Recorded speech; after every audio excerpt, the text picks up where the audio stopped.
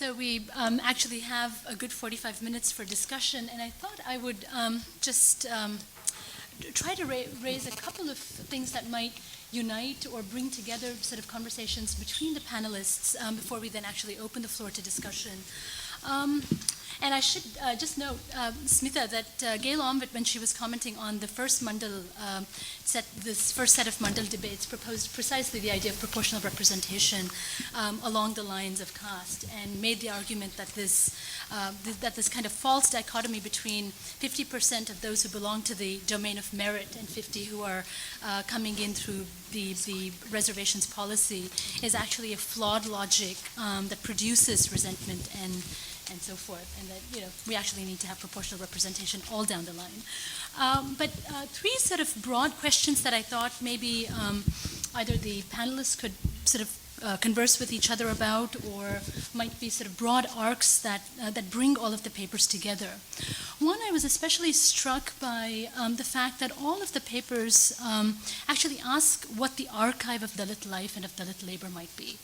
And so what actually constitutes this archive of Dalit suffering, of Dalit pain on the one hand, but also of the voice, so to speak.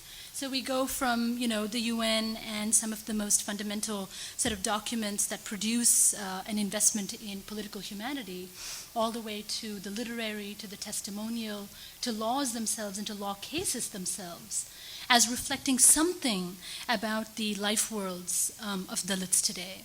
And so I'm especially struck by the range of sort of materials that each of you is using in constructing what I would call a kind of archive of gendered Dalit life and of labor.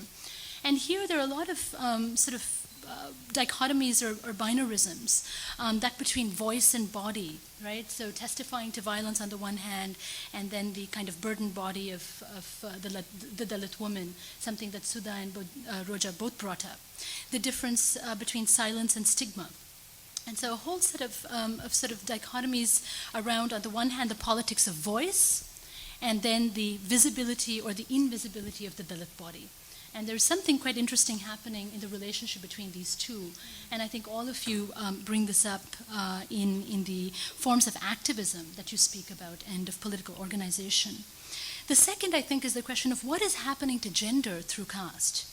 And again, I'm struck by the fact, not merely with Smita's argument that gender is indeed not about women, but it is about the fundamental organization of notions of femininity, of masculinity, of domesticity, of intimacy, and so forth, all the way through to questions that I think Sudha and Roja also brought up, which is that there is something very complicated that's happening in the relationship between Dalit men and Dalit women, but also in the manner in which Dalit men are themselves implicated, as it were, a kind of node, both in the reproduction of caste-specific patriarchy, but as themselves emasculated, I think, Roja is the term you used, within a broader sort of Brahminical order, a kind of hegemonic order of caste patriarchy. And so what is it that's actually happening to gender through being able to think about caste? And I'm very interested in this for two reasons. I mean, one, of course, what is it that's happening to gender through caste? How can we take down the kind of monolithic constructions of gender and of feminist activism that have come to us from the 70s, I think, as Sudha was mentioning, within the context of the Indian feminist movement. But I'm also struck by the fact that the people that anti-caste and Dalit feminists constantly reference are not feminists, or they're not women. They are people like Ambedkar, they're people like Phule, they're people like Periyar, who in some ways launched some of the most profound critiques of the relationship between sexuality and sexual subordination and the social reproduction of the caste order as a socioeconomic system.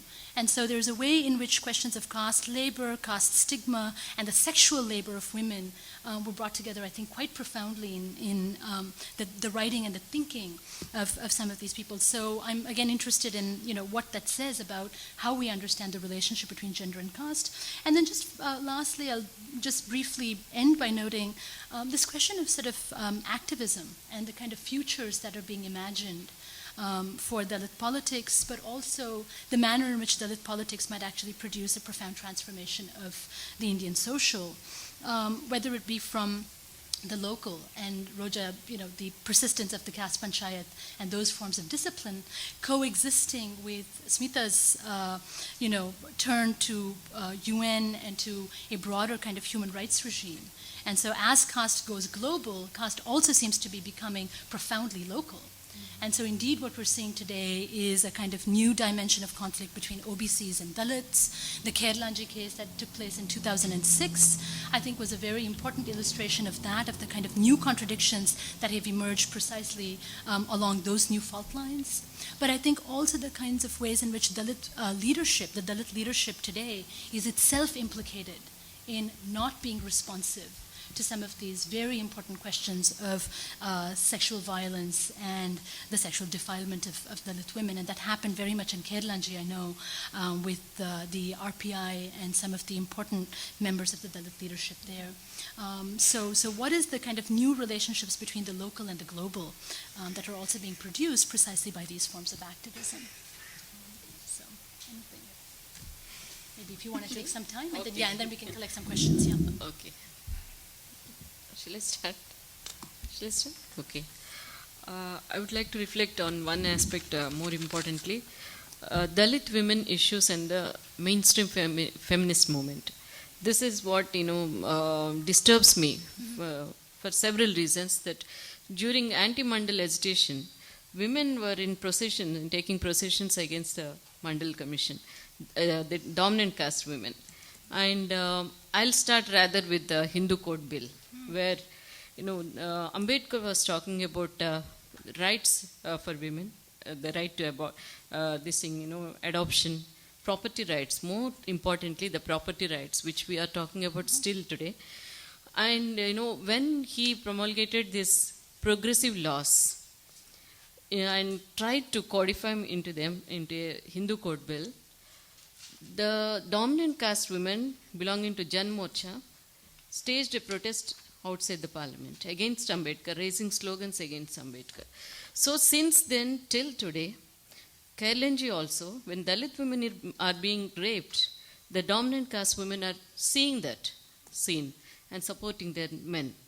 So how to understand this action of the dominant caste women? Never in any feminist struggles or the women's movement till today, they are talking about 33% reservations in parliament. But why they fail to voice the voices of Dalit women, that has never been an agenda in the women's movement so far. This has been raised by the Dalit women themselves. They are asking that proportionate reservations in the 33, again, in the quota. So, where we fail to learn lessons, like, why women are being considered as an homogeneous category, not in heterogeneity, is not addressed by the women's movement, the mainstream women's movement. So, I think it's time to explore the internal dynamics of the dominant caste women's movement. It's been failing to incorporate the masses into their struggle. What's going on wrong? Let us explore in this moment, and the women should address these questions. The women's movement should address these questions locally as well as globally. So then only we can draw some clear-cut lines that, incorporating the Dalit women issues. And because Dalit women cannot be left alone, they cannot be left alone to their struggles. They need a concerted action. They need the solidarity of the larger democratic forces to wage a fight, because the problems are many, the issues are many, and the struggle is still on. So let us explore this, why these gender aspects are failing to incorporate the masses of the population, one thing. And the second issue which I am going to talk about is Dalit women, unlike the dominant caste women, they're always not articulating the feminist kind of lines. Sometimes they talk that as they are part of their Dalit men, because their problems are similar. They are Dalit women, but they are Dalits victimized by the dominant caste people. So their issue of land, their struggle for wages, their struggle for their self-respect is similar on the lines of their Dalit men. They have not many problems with their men, because they had to fight at three fronts, as I was talking about. At society, and the family comes very least to them, because there is no inequality in the families, Dalit families. They both work outside, they both fight, they both, equally they go out and earn wages and they come home. Okay, the problem of patriarchal dominance because of Sanskritization is still there, but that's never been a major issue for Dalit women so far, as long as their struggle for livelihood, land, and other issues are concerned. So they equate themselves along with the men, they fight along with the men in several fronts, and the issue of patriarchy comes sometimes in the literary expressions of the educated Dalit women. I have narrated a poem where it's written by a professor. It's written by some of the women who are again influenced by the dominant mainstream feminist kind of a thing, questioning. I'm not saying that it's not there. The discrimination is still there. And when it comes to the putting women into the forefront in the leadership of the struggles. Women are there in the struggles, as Smita was talking, but they've never been allowed as leaders. This is a question again put forth to the Dalit movements. Dalit men should address this.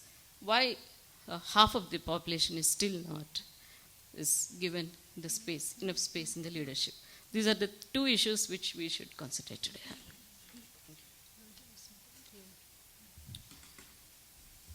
Yeah, just to piggyback on what Rani is saying, I think before we can even start negotiating issues like, caste and gender and why aren't like men involved in these things, I think it's a very important point that Rani points out, that we are still dealing with segregation in every front, and we're looking at segregated feminist movements, and that's a huge problem for us, especially for Dalit women who are looking to be self-sufficient and to create changes within their communities for themselves, for their children.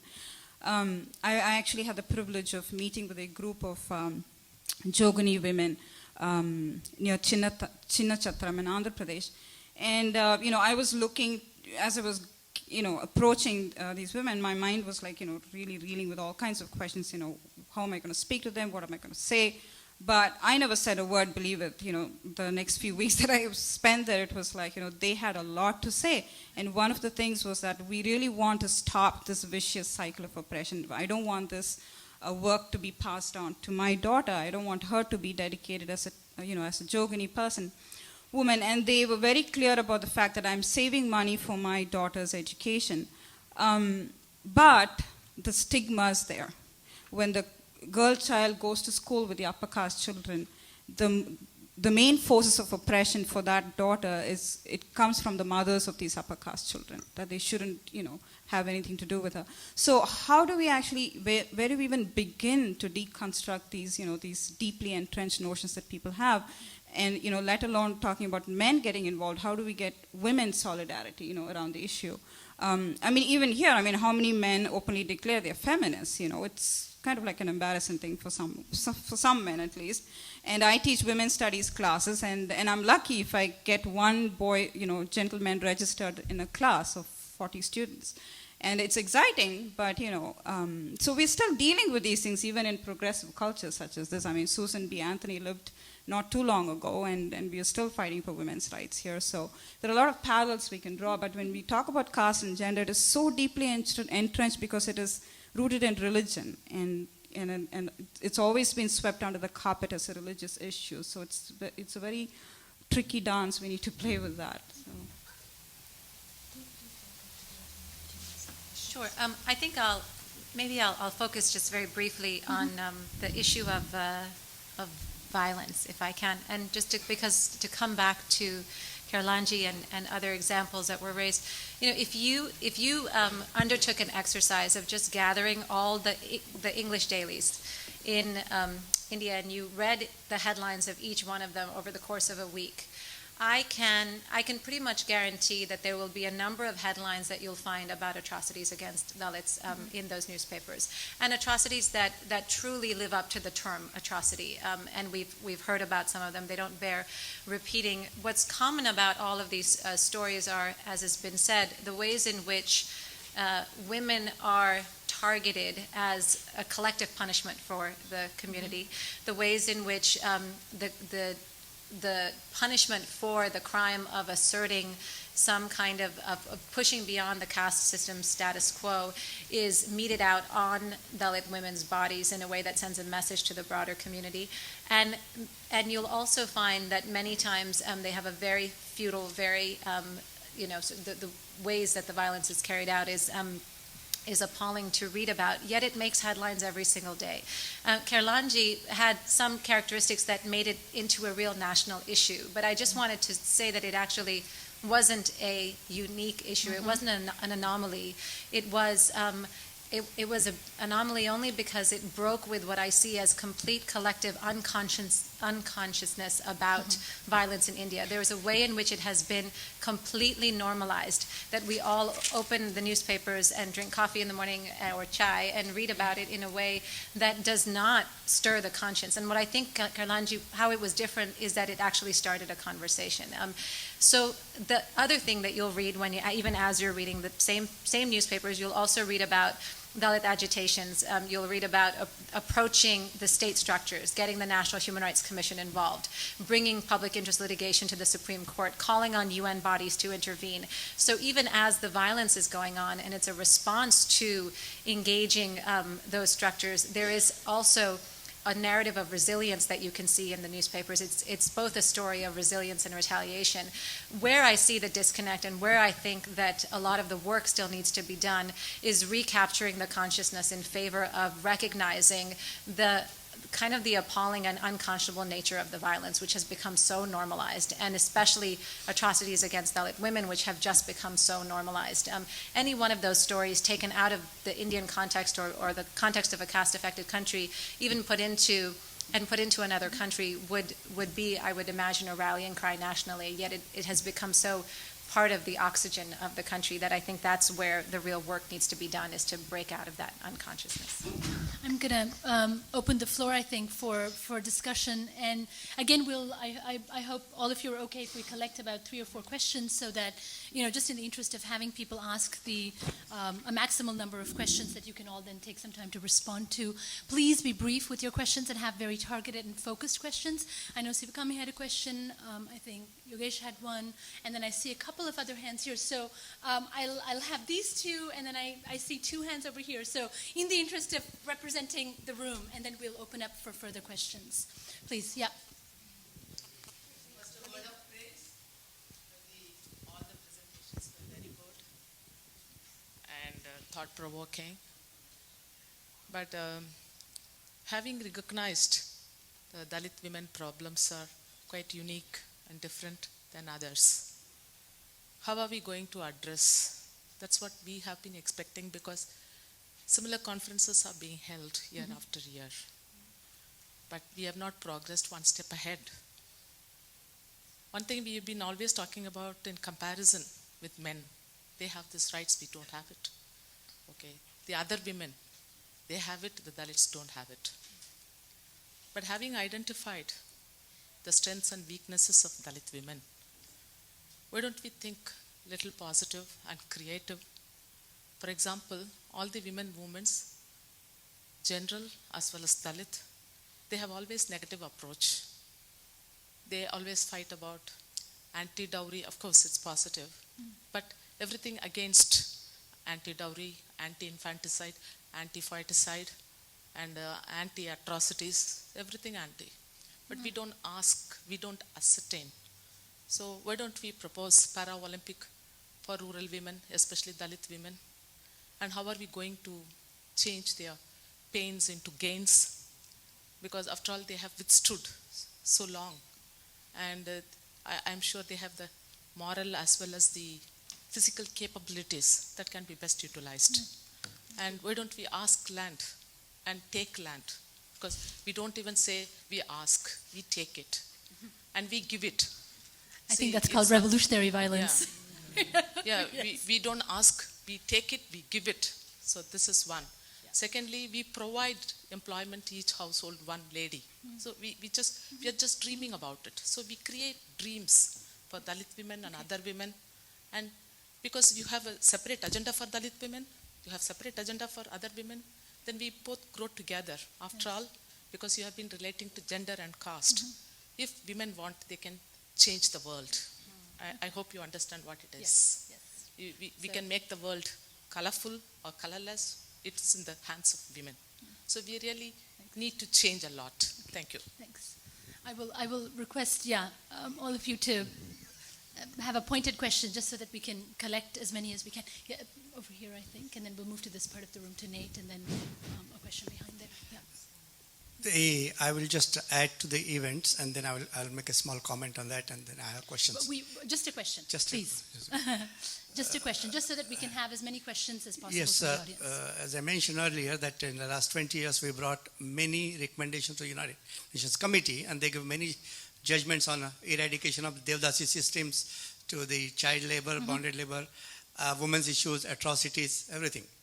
Now, recent happenings are extremely important, which Smita Narula, and I admire her work, are extremely important for India and the Indian men and women, both. I had a meeting with her on that issue privately, and she was very receptive. So this is the first time some developments are taking place as a breakthrough. But looking at the stand of India, which we have faced from 1996. But is there a question, please? No. It's a background, understand, so you will understand the question better. We need to just have a question, please. Yeah. So it looks like it is very difficult to move India. Can we look into getting the sanctions against India on these kinds of atrocities, which India will have to stop it, or some sanctions have to be imposed? Thank you. Double kind of question, okay. And I think Nate, and then there was a question in back, and then we'll allow you to respond. I wanted, this is a question about the state and the role of the state, because Smitha made a very important point that the state in India doesn't stand outside the caste hierarchy, is a continuation of it. So in Tamil, whereas in Bihar there are armed caste militias, someone who's working in Bihar asked me, why isn't there that in Tamil Nadu? It's because in Tamil Nadu they have the police. The police function as a caste militia, and this comes across clearly in Smitha's work. And also an issue of custodial rape of women, especially Dalit women. That's one hand. On the other hand, the state puts a lot of effort and money into women's lending schemes, women's this, women's that. And as a foreign scholar, the prescribed topics are caste, minority religions, conversion, frontier. Gender is not one of the topics that's prescribed. So there's, on one hand, a commitment of the state to, implementing a sort of internationalist NGO, gender feminist agenda, and at the same time, the state functions as a continuation of caste. So how do you interpret those that distinction or that contradiction within the state? And we've got one question there in back, and then I'll allow all of you to respond, and then we can start another round again. Thank you. Chris Queen, Harvard University. Is it incumbent on us scholars to present some successes along with the complaints and the concerns? And I wonder if I'd like the panel to comment on the event which occurred in Nagpur, another Nagpur story, just a few years ago, when a number of victims of a serial rapist burst into the High Court in Nagpur and executed the perpetrator on the stand because he had been repeatedly incarcerated but then released after very short periods of time. Is this really a victory for us? It is civil disobedience, of course. Another case would be perhaps the career of Honorable Sulekha Kumari, who became the Water Resource Commissioner for Maharashtra and fought for Dalit women and people from that high position within the state. Okay. So I think we'll allow some time for the participants to respond, the panelists to respond. Broadly sort of the contradictions in terms of state policy, but I think also two sets of questions of what is the imagination in a sense for the future, a positive future, maybe one involving revolutionary violence, I don't know, as was proposed. I think I would like to start addressing Sivagami's question. She's a fabulous writer, by the way. If you haven't read her, she's amazing. I read her Anandayi. It just describes in detail the suffering of Dalit women. So thank you, Mrs. Shivagami, for doing that for us. In terms of dreaming dreams for Dalit women, how can we break this this whole cycle of violence and atrocity and injustice. I mean, people like, look at what people like Smita have been able to accomplish. I mean, she was 18, I think, when she got involved in this whole issue. And, you know, in her journey of getting married and being a mom, all of that, in addition to all of that, she's really given the issue international visibility. And if, you know, if one single-handed woman could actually do that, there's a lot more we can all do together. But I always embarrass her because her documentation, Broken People, which was published by Human Rights Watch when she worked with them, is just, it's one of the first documentations ever of atrocities against Dalits and, you know, specifically Dalit women. So that was a serious start for change, and providing that visibility to the international community has led to what you mentioned as international intervention in villages in India, which is amazing what can happen with policy changes and, you know, having all these high connections that Smita has. But also what is happening simultaneously is definitely there is change happening in grassroots, among grassroots movements in India. And we all know that, you know, leaders of those grassroots movements are Dalit women. And, you know, and they just have these ways of, you know, nuances of actually trying to even dance around the conniving nature of the government around them, because I met a group of women where they formed the Sangam, right? It's like a pool of money that they have to kind of support themselves when they are in need. And the government only allows certain number of Sangams in a certain, you know, community. So they have devised a way of, you know, of actually trying to divide themselves and represent themselves as from different villages, even though they were from the same village, because they wanted to have like 35, you know, little self-help groups within their community. So they find their ways, they have their own ways of resistance and rebellion and doing it.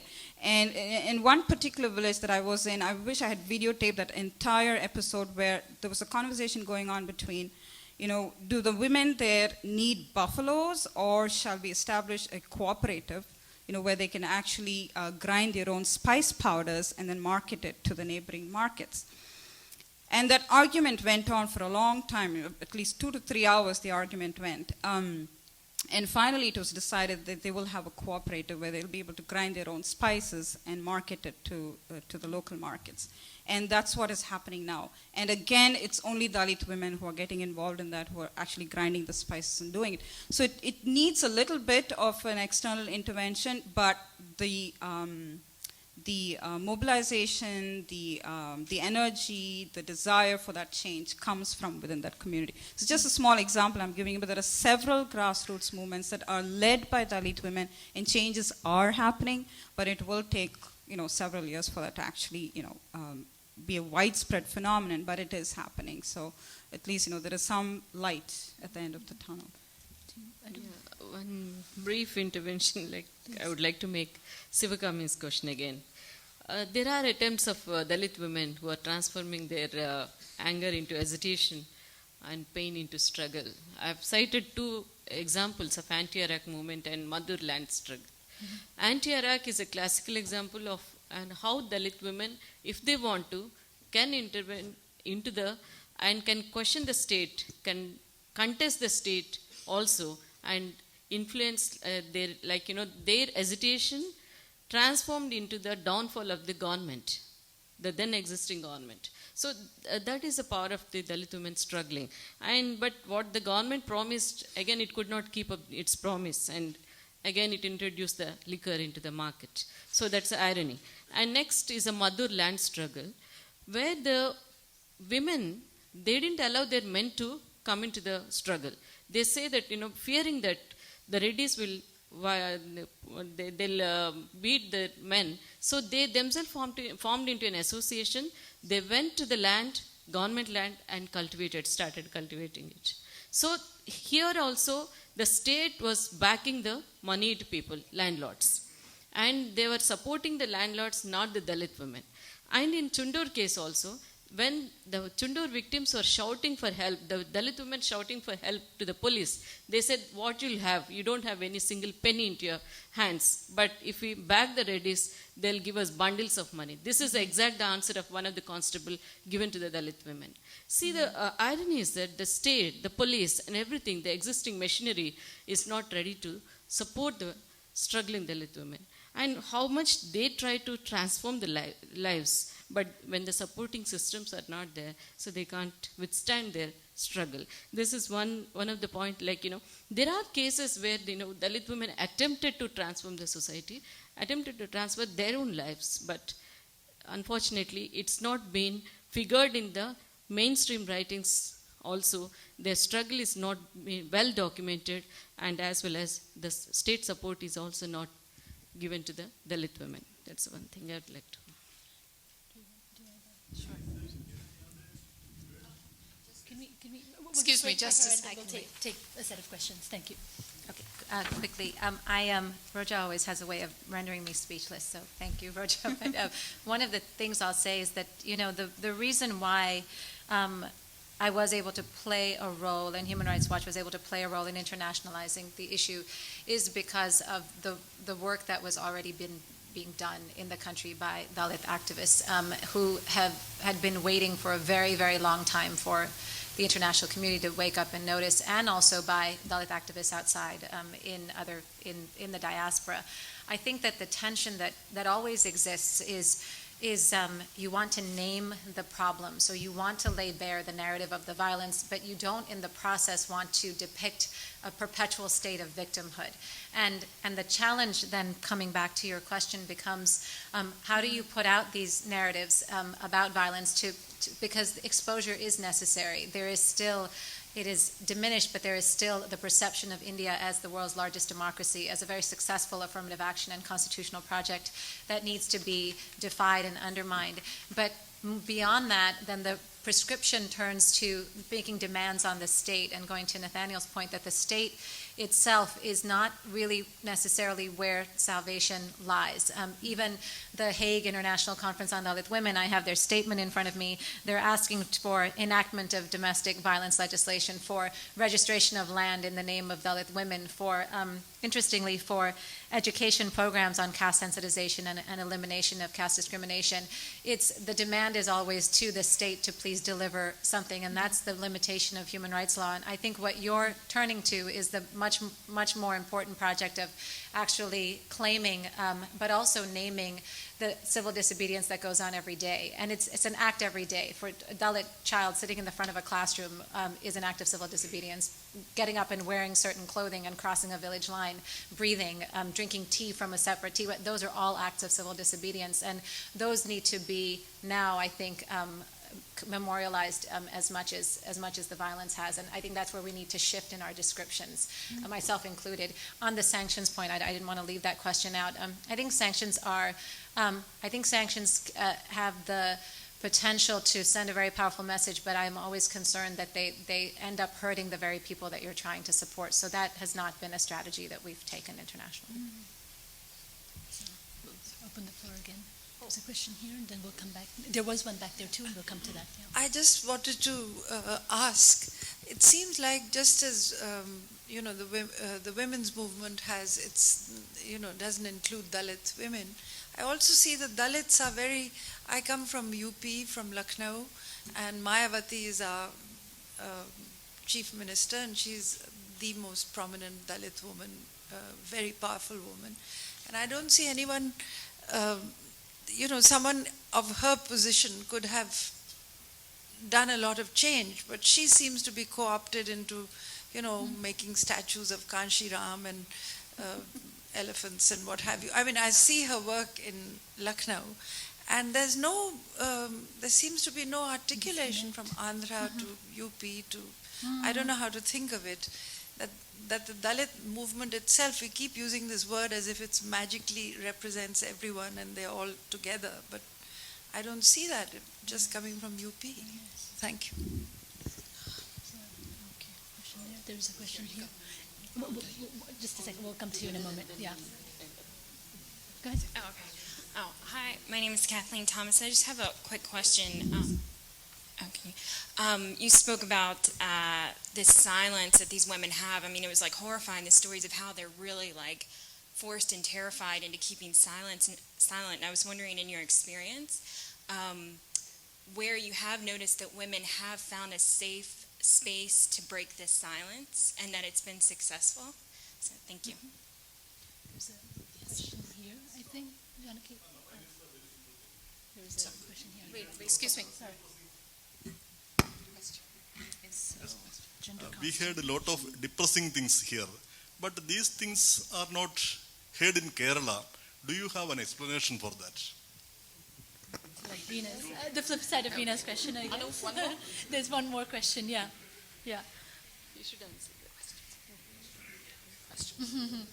Hello, my name is Rafi. I have a very quick question. My question is, especially when you talked about like purity and pollution, why is rape by Dalit women perceived differently in Indian society? And what's the men? I mean, I have a mom, I have a sister, I have cousins, and believe you me, that's unacceptable. Where is the men in this equation? All the women on the panel. Where are the men?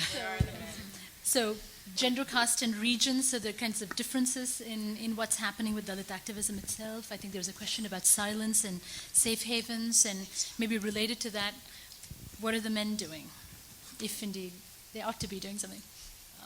So do you all want to respond? Or?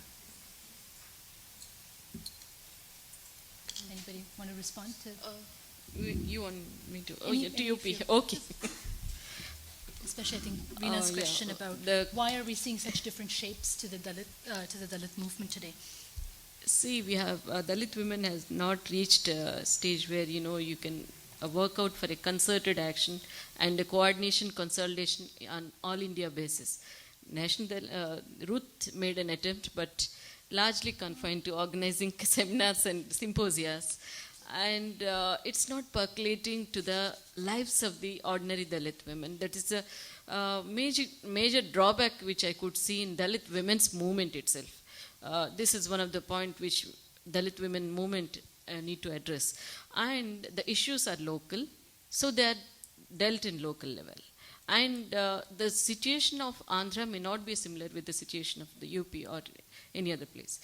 One thing I could see that, Mayavati, coming to Mayavati, it's a political assertion, morely, like I'm seeing Mayavati as a symbol of Dalit, not Dalit women, but a Dalit seeking political power. Like, see, where, the gender issues we are talking about may not be figuring in her major agenda, but she's the one who brought out the statues of Uda Devi, the forgotten women heroine of 1857 revolt. This Jalkari Bai. She's the one who was guarding Jhansi Rani. How many of them are known about her story? Because she is the one who was fighting in Jhansi's Kota, and she is instrumental in protecting the Kota, Jhansi fort for some time, and asking Rani to escape for her life for some time. And the sacrifice of that Jalkari Bai or Uda Devi, Panna Dai, and all the statues we could see there in UP because of Mayavati. And I'm not saying that, okay, they may be folk tales, but there is a truth also in it. And the women's symbols she might have used to to come into the political power. And taking the local figures, she wanted as a strategist to assertion of Dalit power. Maybe Dalit women power. Maybe a Dalit women power, she symbolizes again to the power of Mayavati. Maybe that's true. I'm not, truly in line with her political assertion. But what I could see is that an absence of addressing the Dalit women issues within the Dalit women's movement also, we need to understand that. And there is no concerted effort to make it at national level. We are seeking now at global level, but let us consolidate the national level so that everything cannot be romanticized, like linking one region to the other. Let us address, because the issues are so important. The mother is a struggle. Like the women has to act immediately. They can't go back to the other peoples or state people to ask for support and all. What they have done is that they seek the police help, which they could not get. Then they seek the help of the leftist parties. Sandhya was a leader, POW, Progressive Women's Organization. She is the one who supported them in their struggle. So they could sought the local support and could win the struggle. So this is how the Dalit women are making their effort, each single step by step, and seeking their rights for their livelihoods and for land and for wages. So they are sporadic, no doubt, but it is up to our academics to make it into the limelight. Yes, thank you. Okay, I guess I'm speaking to the question on silence and safe spaces for women. The difficulty with, I'm not saying there are no safe spaces, I'll tell you about one. The difficulty with having safe spaces for women comes from the fact that political leaders, the police force, landowners, they work hand in hand with each other. So it becomes very difficult for Dalit women to go to look for support or to even like maintain a safe space for themselves in a specific community. But there is one particular place called Annavasal, which is in the district of Pudukkottai near Tiruchi in Tamil Nadu, where it is one of the most caste-ridden societies in Tamil Nadu, where it has a history of the presence of RSS, and even currently they have a ashram which actually trains young people as RSS volunteers and so on. So it's a place where it has this history of a very strong presence of caste patriarchy. Now, there's one Dalit woman who's had an organization there for over 30 years now. She is fire and brimstone. And I think those voices are the ones we need to hear here, Joe. So next time you organize this conference, we need to bring those real leaders out here. She is fire and brimstone. She had gone through sexual abuse when she was working the stone quarry. Somehow, managed to finish her high school education.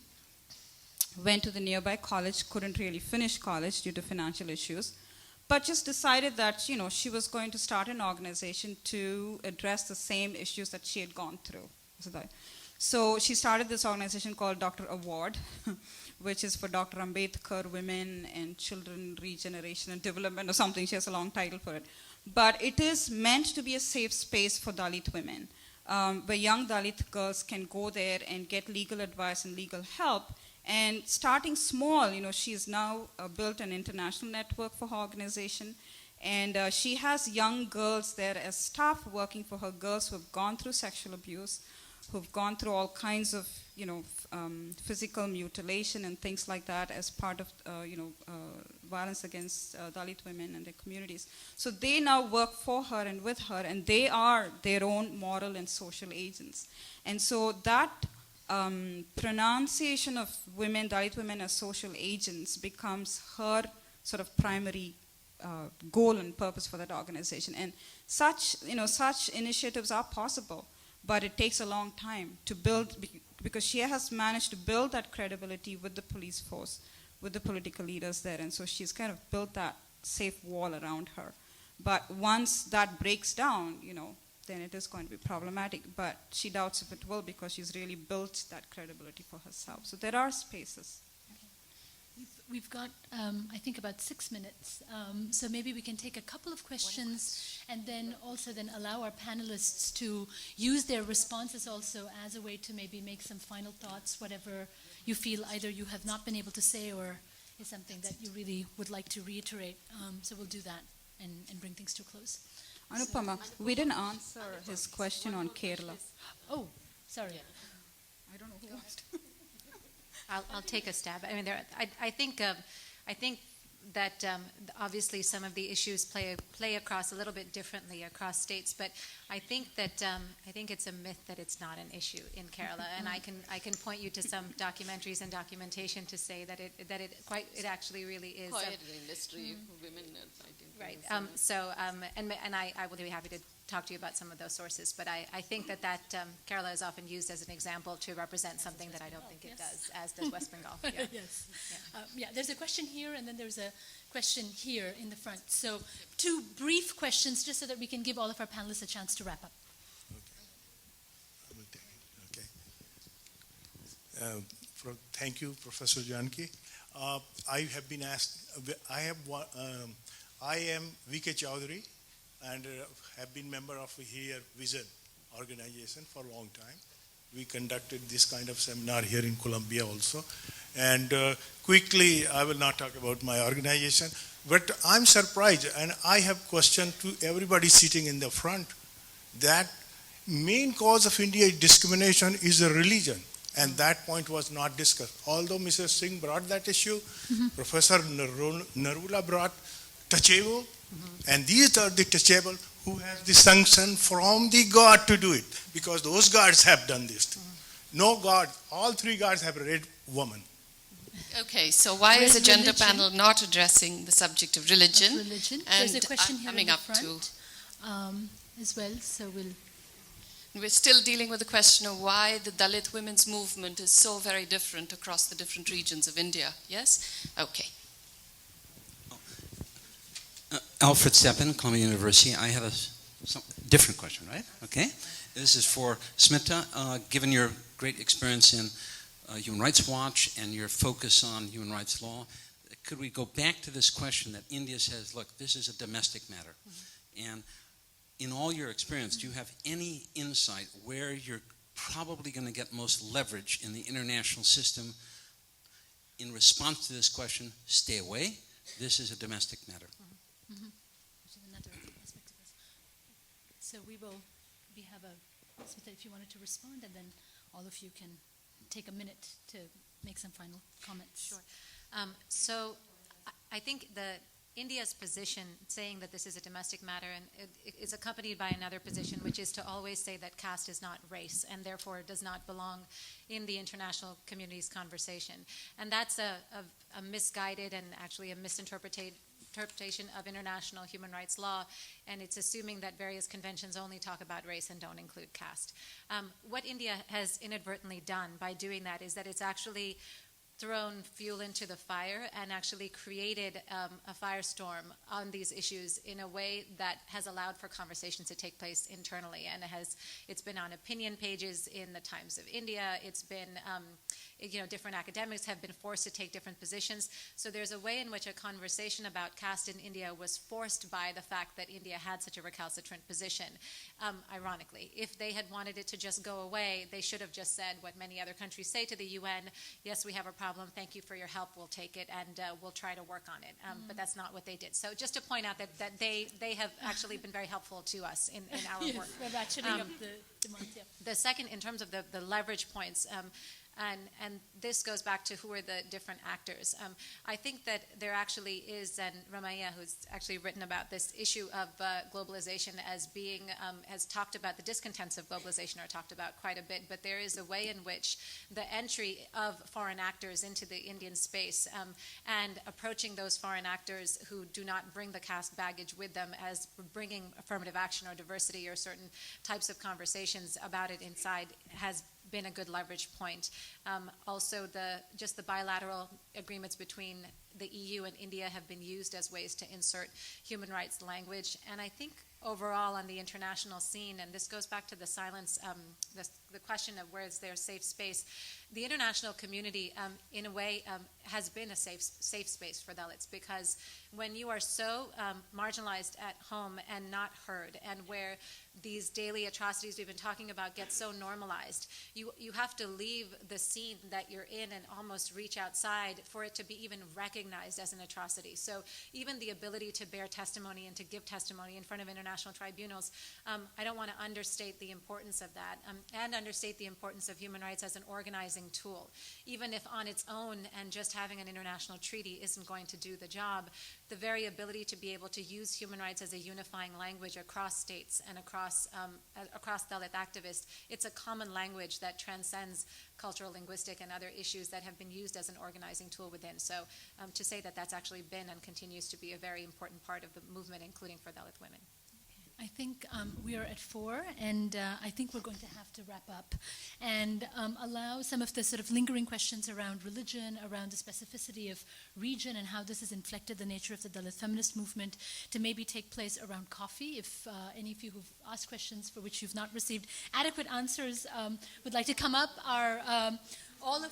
no, I don't think at this point. Please come back and speak to our panelists. They're very nice. They're very nice, and they will be happy to chat with you. It's 4 o'clock. I welcome all of you to coffee, tea outside, and we will ask you all to reconvene at 4:25 back in this room for the introduction to the plenary session.